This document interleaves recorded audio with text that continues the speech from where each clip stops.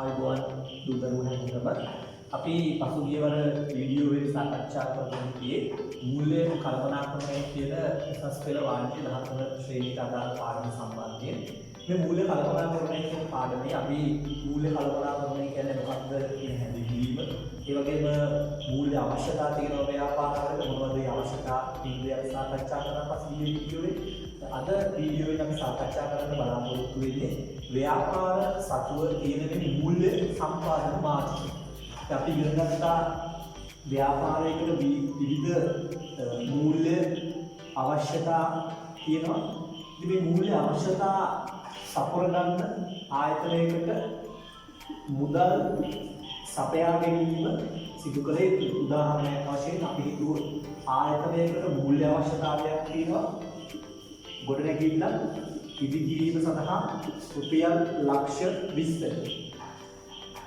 දැන් මේකට ඕන මුදල් ටික හොයාගන්න. එහෙම නැත්නම් මේ මුදල් ටික සපය ගන්න ආයතනයකට ව්‍යාපාර සංවිධානයකට විවිධ ක්‍රම සහ විධි තියෙනවා. උදාහරණයක් වශයෙන් ගත්තොත් ව්‍යාපාරයකට පුළුවන් බැංකු ණයක් ගන්න.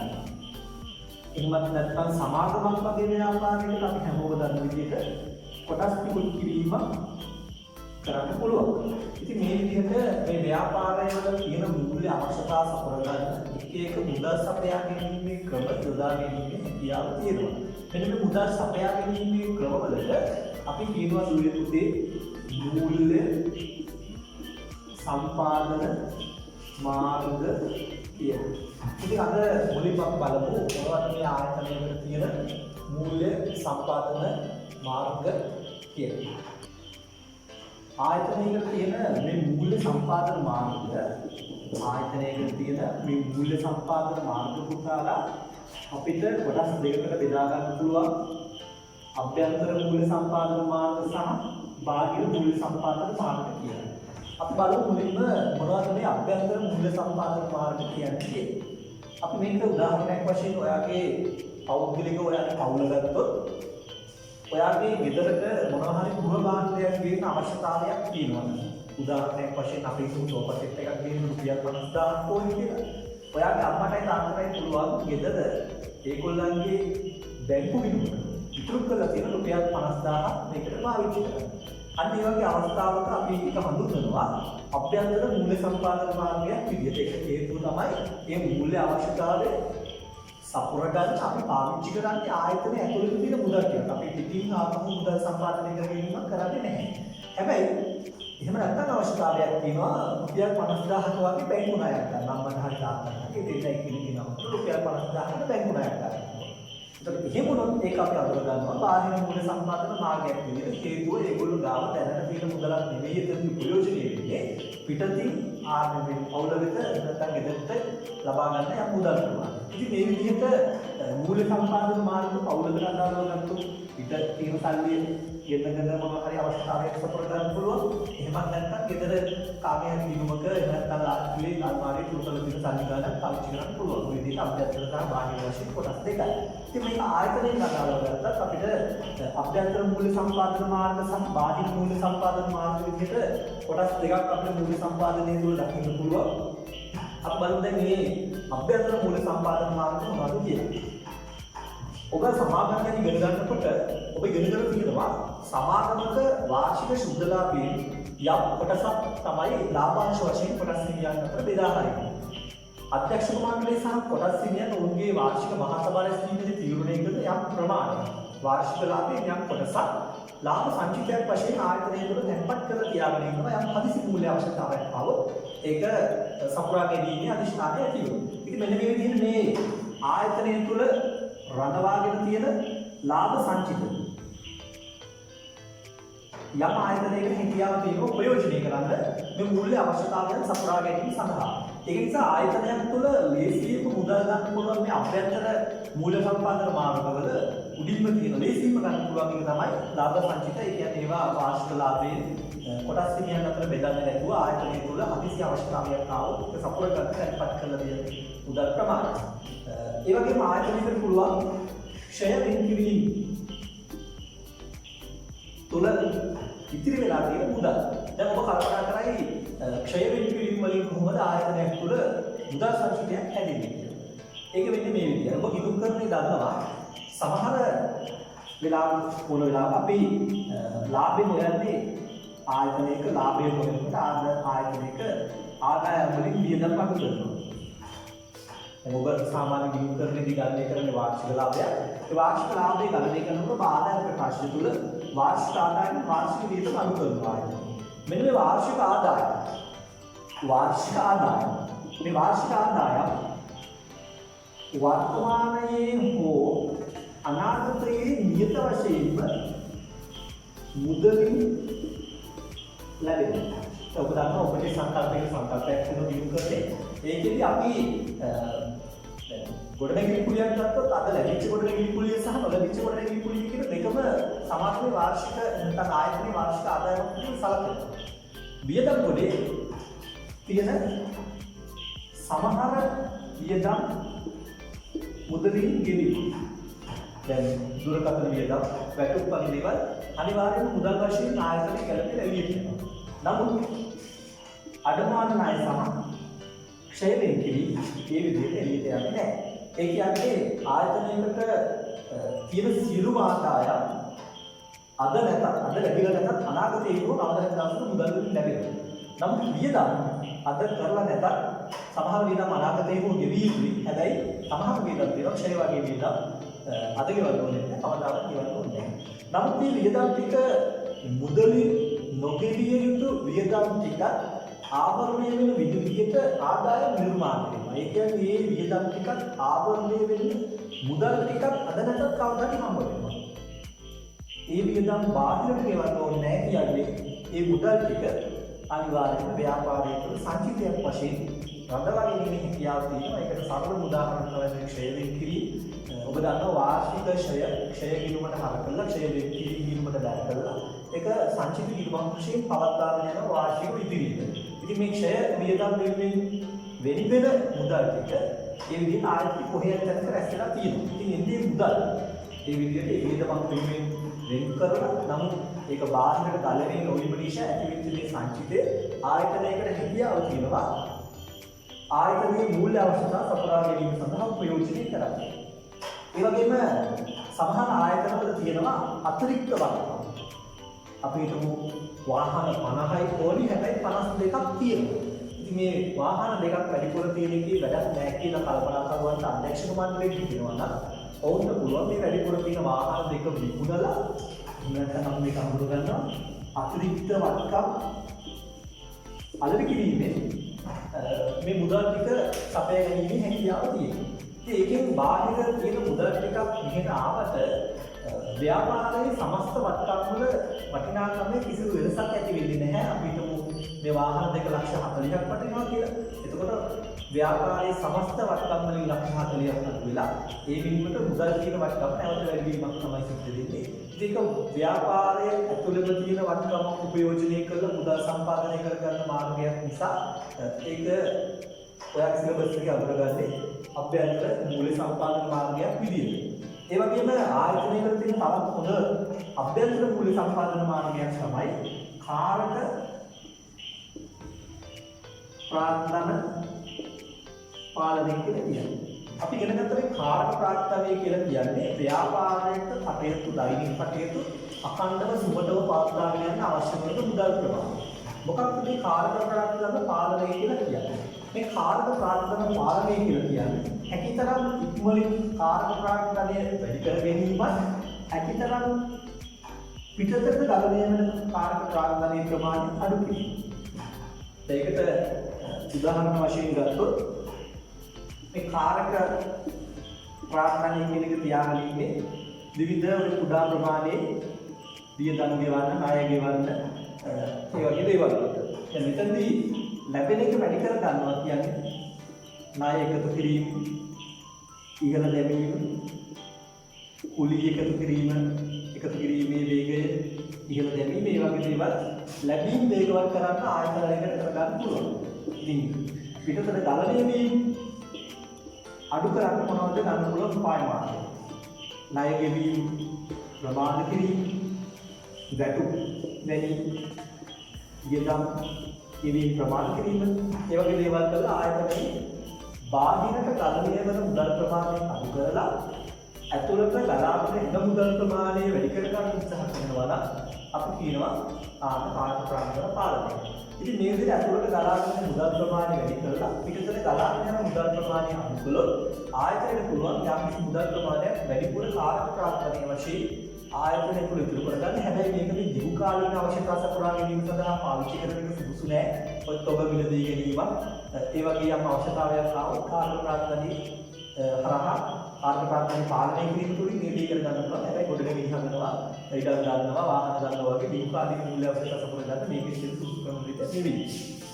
ඉතින් මේ විදිහට ආයතනයකට තියෙනවා විවිධාකාර වූ අභ්‍යන්තර මූල්‍ය සම්පාදන ක්‍රමවේදය. අපි නැවත බලමු මොනවද කියලා. ලාභ සංචිත උපයෝජනය කිරීම, ඒ වගේම අතිරික්ත වත්කම් විකිණීම, ෂය වෙන් කිරීම, සංචිත උපයෝජනය කිරීම සහ මේ කියපු කාරක ප්‍රාර්ථනා පාලනය. ඉතින් පුතාලා අනිවාර්යයෙන්ම ඔබ හොඳ විශේෂ මතකයක් තියාගන්න. මේ එක දේවල් වල හොඳ සහ නරක තියෙනවා. දැන් ලාභ සංචිත ප්‍රයෝජනය කරාට පස්සේ අනාගතේ තවත් මොකක්ද හදිසියක් වුණොත් එකපාරට ගන්න සල්ලි ප්‍රමාණයක් නැති වෙනවා. ඉතින් මේ අතිරික්ත වත්කම් විකුණන එක හොඳ ක්‍රමයක්. හැබැයි ඒක අතිරික්ත වත්කම් මොනවද කියලා හරියට අඳුරගන්න. මොකද අනාගතේ අවශ්‍ය වෙන වත්කමක් විකුණනකොට එimhe ආයි ඒක ගොඩනගන්න ආයි වෙන මුදල් ප්‍රමාණයක් හොයාගන්න වෙනවා. ෂෙයාරින් කිරීම නම් ගැටලුවක් නැහැ. මොකද ෂෙයාරින් කිරීම කියලා කියන්නේ කොහොමද මුදල් වශයෙන් ඉතුරුලා තියෙන එකක්. හැබැයි මේක මොලේ ප්‍රයෝජනය කරන්න බෑ.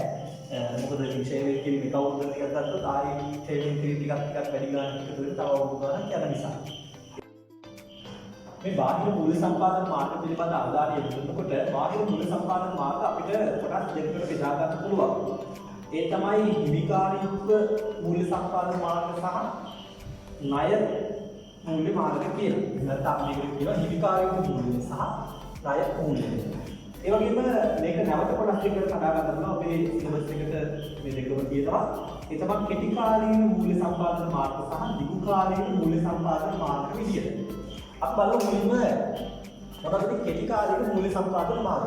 මේ කෙටි කාලීන මූල්‍ය සම්පාදන මාර්ග කියලා කියන්නේ පුතේ ඉක්මනින් නැවත නිදහස් කළ යුතු මූල්‍ය ක්‍රමවේදය.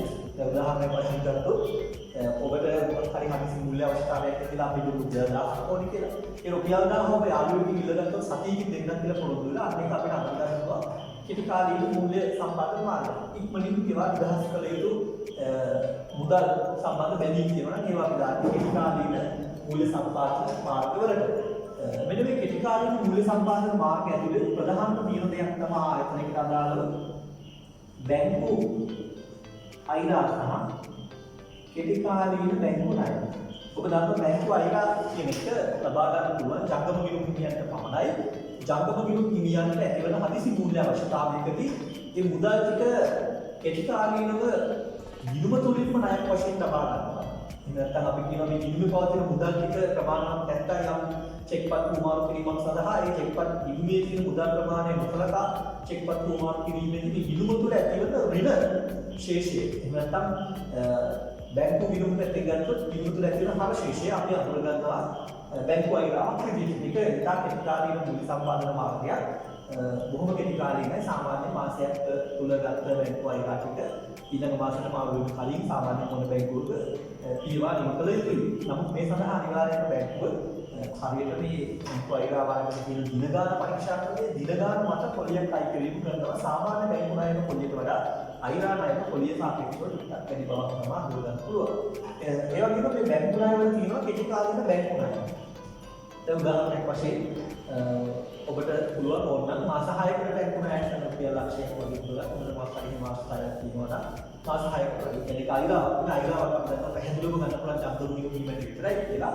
නමුත් වෙන ඕනි කෙනෙකුට සාමාන්‍ය බැංකු ණයක් ගන්න පුළුවන්. ඉතින් මේ බැංකු ණය සාමාන්‍ය බැංකු ණය මාස 3ක් කොයි වඩා අඩු කාලයකට අදාළ වෙනවා නම් ඒක කෙටි කාලීන බැංකු ණය. ඉතින් ඔබට පෞද්ගලිකව මේ දේවල් විවිධ කරන්න පුළුවන් වගේම ආයතනයකට ආයතනයේ අමින් කියන බැංකු ජංගම ගිණුමකින් අයිරාවක් ලබා ගැනීම කරන්න පුළුවන්.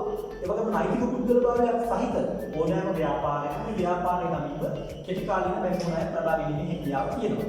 ඒ වගේම තර්කම වේදයක් කියනකොට වාණිජ්‍ය පත්‍රිකා කියනවා. අපි දැන් බලමු මොකක්ද මේ වාණිජ්‍ය පත්‍රිකාවක් කියන්නේ කියලා.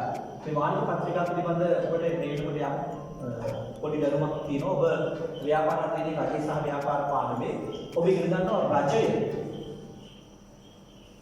ප්‍රාථමික දැනුම්කරුවන්ගේ ණය ගන්නවා මහ බැංකුව හරහා රජය තමයි මේ සල්ලි ගන්න. හැබැයි මෙතන රජයේ මුදල් එකතු කරන එක තමයි මහ බැංකුව.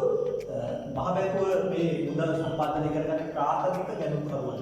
ඉතින් මහ බැංකුව මෙන්න මේ විදිහට මේ ප්‍රාථමික දැනුම්කරුවන්ගෙන් අවශ්‍ය මුදල් සම්පාදනය කරගන්නකොට රජය වෙනුවෙන් මහ බැංකුව යම් ලේඛන ටිකක් වර්තමානයේ නම් මේක සිද්ධ වෙන්නේ පරිගතකගත නියෝලේඛන ක්‍රමවල.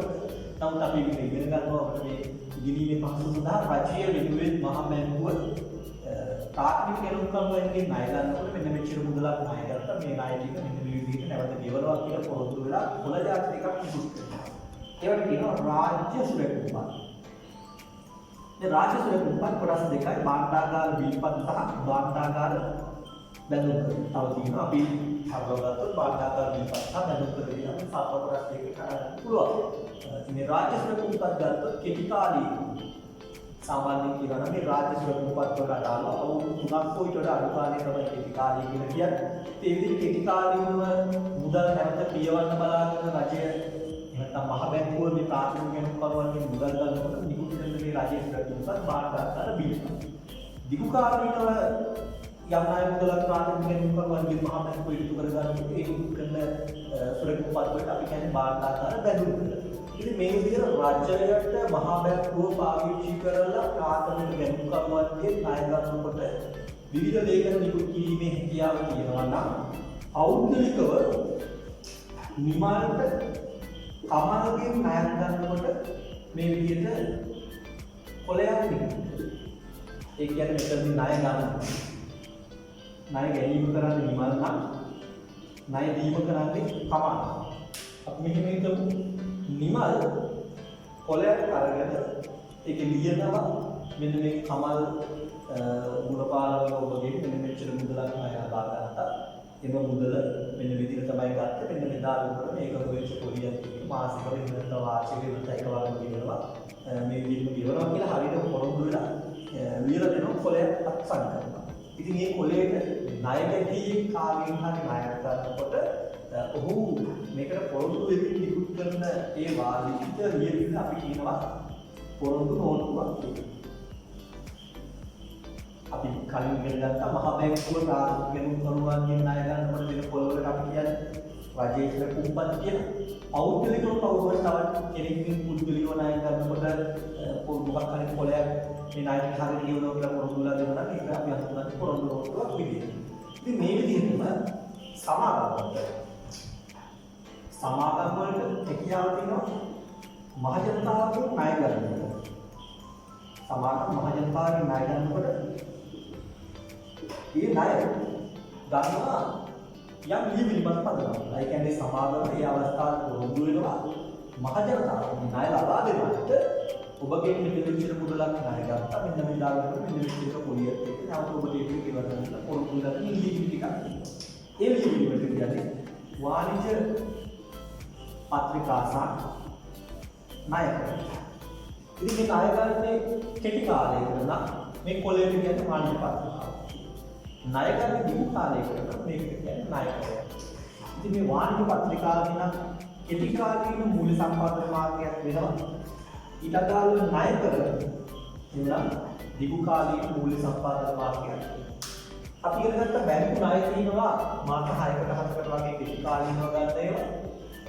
බැංකු අයිරාඩම් ගන්න වෙන්නේ ඉතරම් ඉක්මනින් කියනවා කියලා පොරොන්දුනේ. ඉතින් බැංකු ණය සමහර වෙලාවට තියෙනවා ඒ ටිකක් හදන්න ගොඩනැගිල්ලක් හදන්න ඉදමක් ගන්න වාහනයක් ගන්න වගේ අවුරුදු 5 6 10 15 යන බැංකු ණය තියෙනවා. ඒ වගේ බැංකු ණය අපිට ගන්න වෙන්නේ දිගු කාලීන මූල්‍ය සම්පාදන මාර්ග වලට. ඉතින් ඒ වගේම කෙටි කාලීන මූල්‍ය සම්පාදන මාර්ග ගැන අපි කතා කරනකොට අපිට තව මාතෘකාවක් හම්බෙනවා. ඒ තමයි සාධ්‍යකරණය.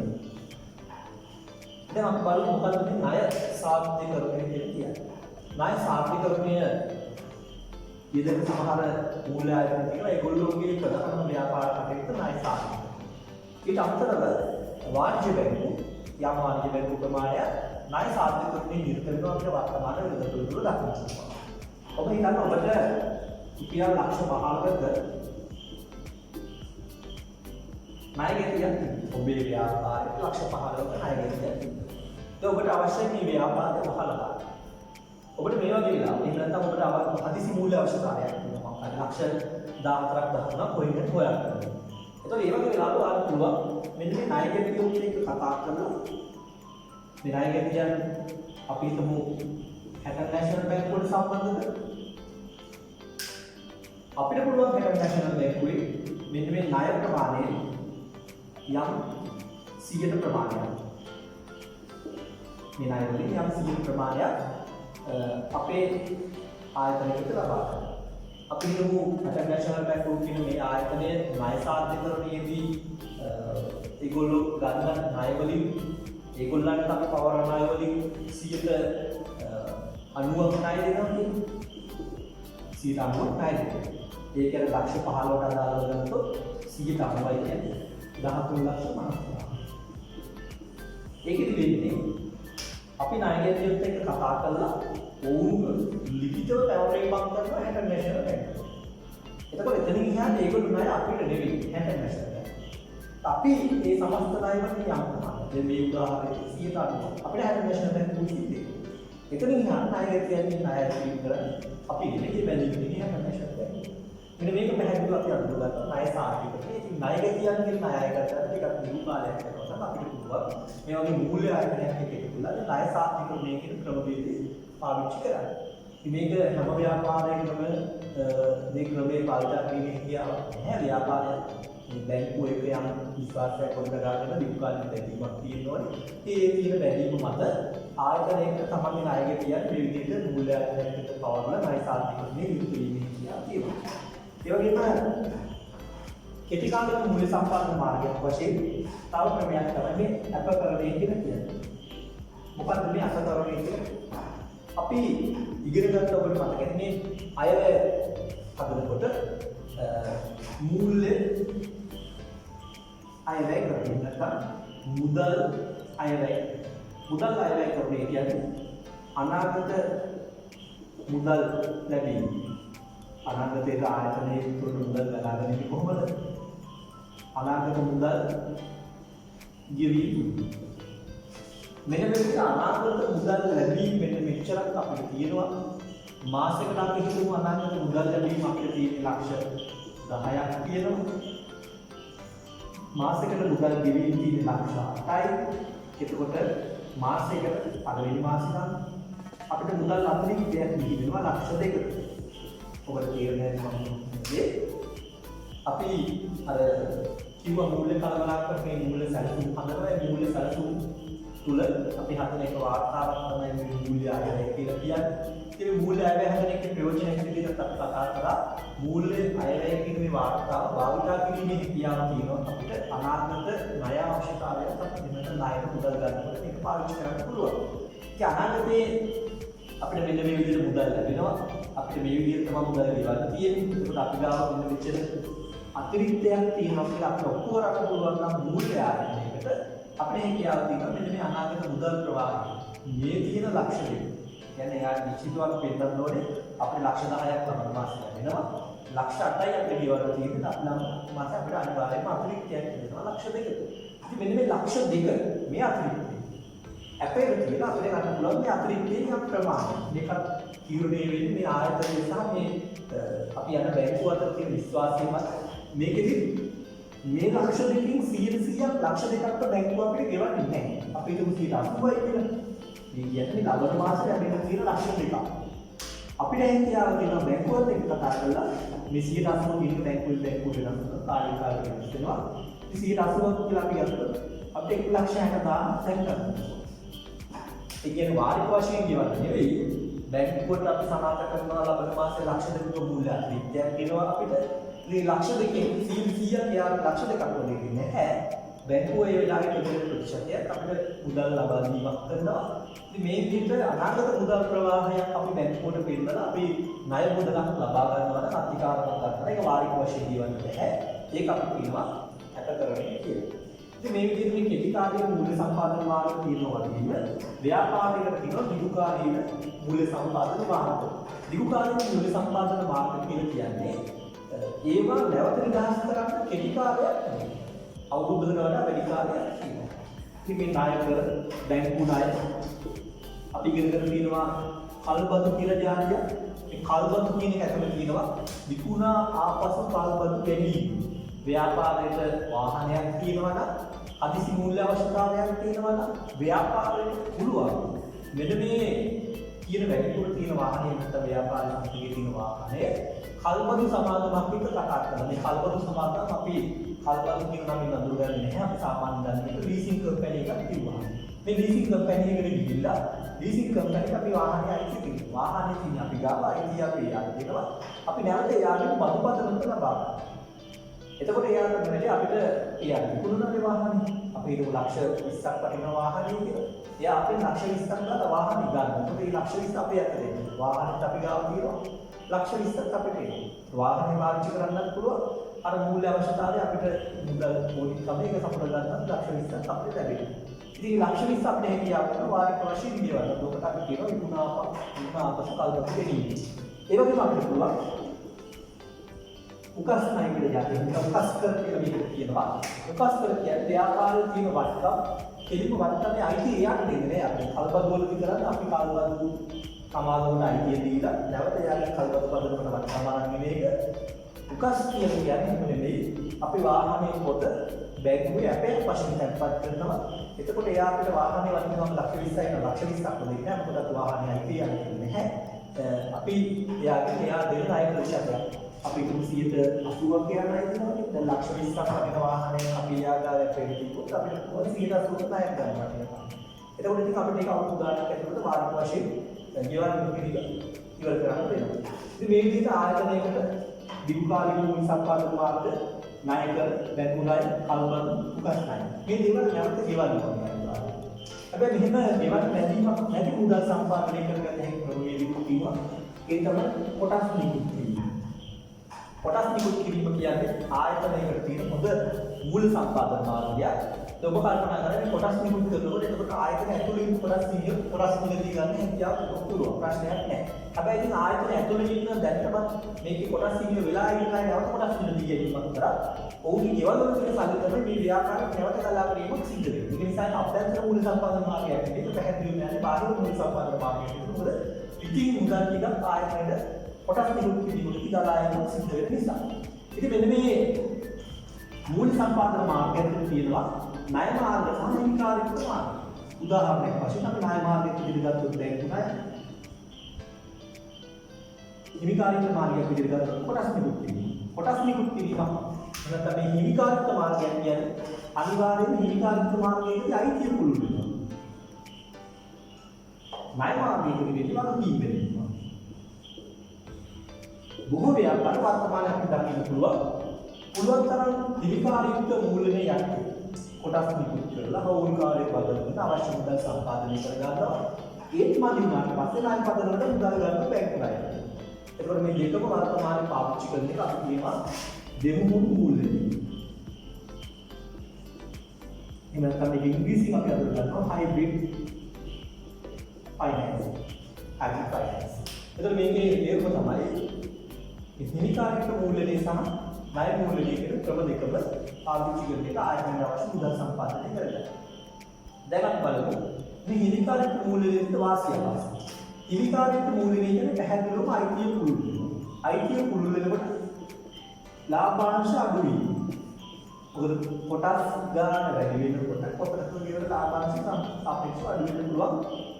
ආයතනය මොකක් හරි දුර්වලතාවයක් මත ඒගොල්ලෝ හැකියාව දෙන කොටස් ගන්න වැඩි වෙනකොට ඊට සාපේක්ෂව වාර්ෂික ලාභය වැඩි වෙනවා. එහෙම නොවුනොත් අනිවාර්යයෙන් ලාභාංශය අඩු වීමේ අවදානමක් තියෙන එක අවශ්‍යයි. ඒ වගේම අයිතිය වැඩි පිළිසකට බෙදී යාම ඒකත් අවශ්‍යයි. ඒ වගේම මේකේ වාහික දැන් බැංකු ණයකට ඔබ දාන්න අනිවාර්යයෙන්ම වාරික දෙන්නේ. වාරික දෙන්නේ බැඳීමක් නැහැ. කොටස් නිකුත් කරලා මුදල් ගන්න. බැංකු ණයකට අනිවාර්යයෙන්ම වාරික වශයෙන් ගෙවන්න. ඒක හිමිකාරීත්ව මූල්‍යයේ වාසිය. ඒ වගේම පොලිය නැහැ. බැංකු ණයකට අනිවාර්යයෙන්ම වාර්ෂික පොලියක් අපිට ගලපන්න වෙනවා. ආදායම ප්‍රකාශය කියන්නේ වාර්ෂික වියදම් විහිදෑමක් සිදු වෙනවා. එහෙම වියදම් විහිදෑමක් මේකෙදි සිද්ධ වෙන්නේ ඒකත් වාර්ෂික. ඒ වගේම බැරකම්. ආයතනයක් ඇතිකරන්න උත්සාහ කරනකොට වත්කම් සහ දැරකම් පොදු තුලිතතාවයකින් පවත්වාගෙන යනවා. ඉතින් අධික ලෙස ණය ගැනීම කරා මේ තුලිතතාවය බිඳෙන්න පුළුවන්. නමුත් හිමිකාරික මූල්‍යනේ එහෙම දැරකම් ඉහළ යාමක් සිද්ධ වෙන්නේ නැති එක. හිමිකාරික මූල්‍යනේ කියන්නේ ක්‍රමවේදයේ තියෙන වාසිය. ඒ වගේම අත් බලමු මේ ණය මූල්‍යනේ තියෙන වාසිය මොකක්ද? මේක අවාසිය. පොලිවිය නම් ඉහළ යාම. අවාසිය. ඒ වගේම වාරික යෙදීමේ බැඳීම අනිවාර්යයෙන්ම ගෙවන්නේ නැහැ. ඒක අවාසිය. මේක තියෙන වාසිය කියනවා. ඒක ලාභාංශ වලට ලොකු බලපෑමක් නැති වෙන්න පුළුවන් සමහරවිට. ඒකට හේතුව තමයි ණය වලින් මුදල් ගන්නට කොටස් හිමියන් ප්‍රමාණය නිකුත් කළ කොටස් ප්‍රමාණය වැඩි වීමක් වෙන්නේ නැහැ. වගකීම් වැඩි වීමක් විතරයි දෙන්නේ. එතකොට ඒක ලාභාංශ වලට සමහරවිට බලපෑමක් නැති වෙන්න පුළුවන්. අයිතිය පුළුල් වීමක් සිදු වෙන්නේ නැහැ. සාමාන්‍යයෙන් ව්‍යාපාරයක අයිතිය පුළුල් වෙනකොට තීරණයක් ගැනීමේ කටයුතු සංකීර්ණ වෙනවා. මොකද අයිතිකාරය ගොඩාක් නිකුත්නේ මොකෙම අදහස් බලන්නේ. ඉතින් ණය මාර්ග වලින් මේ විදිහට මුදල් සම්පාදනය කරගත්තාම අයිතිය පුළුල් වීමක් සිදු වෙන්නේ නැති එක අපිට යම් වාසියක් විදිහට අනුගමනය කියාව තියෙනවා. මේ විදිහට මේ හිමිකාරික මූල්‍යනේ සහ ණය මූල්‍යනේ කියන ක්‍රම දෙකම බොහෝ ආයතන වර්තමානයේ පාවිච්චි කරනවා. ඒක වර්තමාන සංකල්පයක් විදිහට පාවිච්චි කරනවා දෙමු මූල්‍යනේ කියන. ඉතින් පුතේ මේ විදිහට ආයතනයකට පුළුවන් අභ්‍යන්තර මූල්‍ය සම්පාදන මාර්ග සහ බාහිර මූල්‍ය සම්පාදන මාර්ග කියන ක්‍රම දෙකේම ආයතනයට අවශ්‍ය අරමුදල් ටික සම්පාදනය කරගන්න. ඉතින් මේ කොහොම වුණත් මේ ආයතනයට අවශ්‍ය කරන මුදල් ටික මේ විදිහට සම්පාදනය කරගෙන නිකම්ම ආයතනේ ලාභීලා තියාගෙන හිටියොත් ආයතනයේ උපරිමක ලාභයක් එන්නේ නැහැ. ආයතන සිද්ධ වෙන අනිවාර්යයෙන්ම මේ මුදල් යෙදවීමක් කරන්න ප්‍රතිලාභ ලැබෙන මාර්ගය. මෙන්න මේ විදිහට ප්‍රතිලාභ ලැබෙන මාර්ගයක මේ මුදල් රැස් කර ගන්න මුදල් යෙදවන එකට අපි කියනවා ආයතනය. ඉතින් ආයතනයකට පුළුවන් තමන් මේ රැස් කර ගන්න මුදල් එක එක දේවල් වල යොදවන්න. මේ ආයෝජනය කරන ක්‍රමත් මේ යොදවන ක්‍රමත් කෙටි කාලෙක සහ දීර්ඝ කාලික වශයෙන් බෙදීමක් කරන්න පුළුවන්. ඒක සමහරවිට අසාර්ථක වෙන්නත් පුළුවන් මේ විදිහට බෙදෙන එක. ඒ උදාහරණයක් වශයෙන් අපි ගත්තොත් ආයතනයකට ලැබෙන මේ මුදල් ටික තොග මිලදී ගැනීම සඳහා යොදවන්න. ඒක තොග මිලදී ගැනීමක් සඳහා යොදවුවොත් තොග ගන්න විකුණන්න බලාගෙන ඒක ප්‍රතිලාභ තත්කාල ලැබෙන නිසා ඒක කෙටි කාලික ආයෝජනයක් විදිහට හඳුන්වන්න පුළුවන්. ආයෝජනයට ආයතනයකට ඕන නම් තෝරගන්න පුළුවන් තවත් සමාගමක කොටස් මිලදී ගන්න. තවත් සමාගමක කොටස් මිලදී ගත්තොත් ඒක කෙටි කාලික ආයෝජනයක් නෙවෙයි. ඒ වගේම ඕන නම් ආයතනයකට පුළුවන් තමන්ගේ මේ ප්‍රාර්ථනාවේ පාවිච්චි කරලා රජයේ ඉස්තරකුම්පත් මිලදී ගන්න. ප්‍රාථමික ගැලුම් කරුවෙකුට පුළුවන් තමන්ගේ ඉතිරි දායක ප්‍රාර්ථනාවේ පාවිච්චි කරලා ඒ ප්‍රාර්ථනාවේ රජයේ ඉස්තරකුම්පත් ආයෝජනය කරනවා. ඉතින් රජයේ ඉස්තරකුම්පත් ආයෝජනය කරනකොට මේ භාණ්ඩාගාර බැඳුම් කරවක දැම්මොත් ඒක දීර්ඝ කාලික ආයෝජනයක්. භාණ්ඩාගාර විපත් වල දැම්මොත් පැහැදිලිවම කෙටි කාලික ආයෝජනයක්. ඒ වගේම ආයතනයකට පුළුවන් ඕනනම් පොලියට ණය පදවත තව කාටකට ලබා දෙන්න. ඉතින් මේ ණය කෙටි කාලික වෙනවා. සමහර අය ණය දෙනවා ඉක්මනින් ගෙවන මාසෙ දෙකකින් ගෙවන එහෙමත් ඒක කෙටි කාලික ආයෝජනයක්. සමහර අය ණය දෙනවා අවුරුදු ගානක් ගෙවන නිදහස් කාල සීමාව උදේට කොට ඒක දීර්ඝ කාලික ආයෝජනයක්. ඉතින් මේ විදිහට ආයතනයකට පුළුවන් විවිධ ක්‍රමවලින් මුදල් සම්පාදනය කරගෙන හොඳ ආයෝජන මාර්ගවල මේ අරමුදල් යොදවලා හොඳ ප්‍රතිලාභ ටිකක් ආයතනයට අරන් යනවා. මේ දේ සම්බන්ධ වගකීම් ආයතනයේ ධර්ම පුද්ගලයා තමයි මූල්‍ය කළමනාකරු කියන්නේ. මේ මූල්‍ය කළමනාකරු කියන්නේ මේ විදිහට ආයතනයේ මූල්‍ය කටයුතු සැලසුම් කරලා ඒවට අවශ්‍ය අරමුදල් සම්පාදනය කරගෙන ඊළඟට ඒවා ක්‍රමවත් ආයෝජන මාර්ගවල යොදවලා විධිමත් ක්‍රමවත් ඒ වගේම විවිධභාවයක් ඇති මේ ප්‍රතිලාභ කොටස් හිමියන් අතර ආයෝජකයන් අතර බෙදලා දෙන එහෙම නැත්නම් ලැබෙන මුදල් වලින් යම් ප්‍රමාණයක් ණය ගෙවීම සඳහා පොලී ගෙවීම සඳහා මේ සම්පූර්ණ අනුකම්ප දරන පුද්ගලයා තමයි මූල්‍ය කළමනාකරු විදිහට අපි වර්තමානයේ අඳුරගන්න මේ ආයතනයක් තුළ තියෙන කලක. ඉතින් ඔබට මම පසුගිය වීඩියෝවෙන් කියනවා ආයතනයේ විවිධ මූල්‍ය අවශ්‍යතා කියනවා. අද වීඩියෝ එකකට මම කියලා දුන්නා මේ මූල්‍ය අවශ්‍යතා සපුර ගන්න විවිධ මූල්‍ය සම්පාදන මාර්ග තියෙනවා. ඒ වගේම මේවා නිකන් තියාගෙන ඉන්නේ රැස් කර ගන්න අරමුදල් අනිවාර්යයෙන්ම විවිධ ආයෝජන මාර්ගවල යෙදවීම ආයතන විසින් සිදු කරනවා. ඉතින් ඔබට මේ ටිකේ මුල කොටස් ටික අවශ්‍ය නම් අපේ පෙර වීඩියෝවට යන්න ඔබට ඊළඟ කොටසේ මම ගන්න බලාපොරොත්තු වෙන මූල්‍ය වෙළඳපොළ සම්බන්ධයෙන් හැබැයි මේ ආයෝජනයත් එක්ක ඔබට මූල්‍ය තීරණ ගැනීම සම්බන්ධ යම් කොටසක් තියෙනවා අනුපාත විශ්ලේෂණය සම්බන්ධ කොටස. මේ අනුපාත විශ්ලේෂණය සම්බන්ධ කොටස ඔබට ඉගෙනීමේ බාර වෙන්නේ අපේ විනුකරණය ගුරුතුමා සසිදු සර්ට. ඉතින් සසිදු සර් ඔබට බොහොම විග්‍රහශීලීව අනුපාත විශ්ලේෂණය කියන කොටස ඔබට පැහැදිලි කරයි. ඉතින් ඒක නිසා මම උත්සාහ කරන්නේ නැහැ. ඒක ඔබට විනුකරණයට වැදගත් වෙන නිසා ව්‍යාපාර දැන කොටසක් දෙකම වැදගත් වෙන නිසා සසිදු සර්ට වාර්තා කරන්න කියලා. ඔබට ඊළඟ වීඩියෝවේ මම කියලා දෙන්න බලාපොරොත්තු වෙන්නේ ආයතනයේ නැත්නම් අපි ක්‍රියාත්මක වෙන්න පුළුවන් ආයතන වලට ක්‍රියාත්මක වෙන්න පුළුවන් මූල්‍ය වෙළඳපොළ සම්බන්ධයෙන්. ඉතින් ඔබට අපිට සම්බන්ධ වුණාට බොහොම ස්තුතියි. ඉදිරියේදී අපිත් එක්ක දිගටම එකතු වෙලා ඉන්න කියලා ආරාධනා කරනවා. ඔබට මේ විෂය කොටස සම්බන්ධයෙන් ගැටලුවක් තියෙනවා නම් අනිවාර්යයෙන්ම අපේ වීඩියෝ එකට කලින් කමෙන්ට්ස් වල ඒක ඇතුල් කරන්න. ඒ දේවල් වලට පිළිතුරු ඉක්මනින් ලබා දෙන්න අපි උත්සාහ කරනවා. ඒ වගේම මේ සම්බන්ධව ඔබට නිබන්ධන සැපයීමක් කරන්න බලාපොරොත්තු වෙන දැන් මම නිබන්ධන සකස් කරලා තියෙන මේ පාඩම් වලට අදාළ ඒ නිබන්ධන ඔබට යම් අවස්ථාවක් තියෙනවා නම් ඔබට හැකියාව තියෙනවා අපේ WhatsApp group තියෙනවා. ඒ group එකට සම්බන්ධ වෙලා ඒ නිබන්ධන මම හිතන්නේ තව දවස් දෙක තුනක් යනකොට ඔබට ලබා ගැනීම හැකියාව ලැබෙයි. ඒ වගේම අනාගතයේ දැන් ලබන සතියේදී මම බලාපොරොත්තු වෙනවා ඒ තියෙන සම්බන්ධතා පාවිච්චි කරලා දවසකට හෝ දෙකකට වරක් කුඩා ප්‍රමාණයේ ව්‍යාපාර දෙක ඔබට අදාළ ප්‍රශ්න වල ළමයින්ට ලොකු ගැටලුවක් තමයි MCQ ප්‍රශ්න වලට කොහොමද ප්‍රශ්න පිළිතුරු තෝරන්නේ. ඒ දේවල් සම්බන්ධ පැහැදිලි කිරීමක් කරන්න ප්‍රශ්න 25 ගානේ වගේ දවසකට කරලා ඒ දේවල් සාකච්ඡා කරන්න ඔබත් එක්ක මේ විදිහට. ඉතින් මේ දේවල් එක්ක අනාගතයේ අපිට එකතු වෙන්න කියලා අපි ඔබට ආරාධනා කරනවා. ඔබට සුබ දවසක් නියෝගිමත් දවසක් පාර්ථනා කරනවා.